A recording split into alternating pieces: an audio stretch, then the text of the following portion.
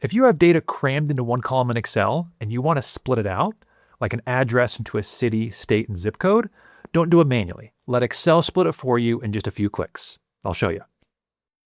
Okay, so I've got a column with a person's full name, and I want to split that into two, a first name and a last name. So we'll select the entire column and go to the Data tab and choose Text to Columns. And then in this pop-up, we're going to explain to Excel how to actually do that split, which in this case is whenever it sees a space, like between the first and last name, it's going to put the text after the space into a new column.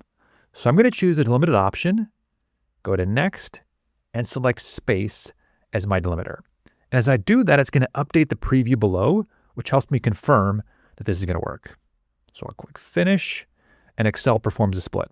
And I can just update the column headers to show the first name and the last name. Now, when this is on the second worksheet, if we had a comma instead of a space, we just make one slight adjustment.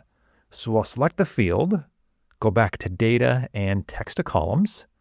My delimiter in this case is not going to be a space, it's going to be a comma. If this video helped you, hit like and subscribe for more. And if you want to go deeper, I have a full Excel course in the links below.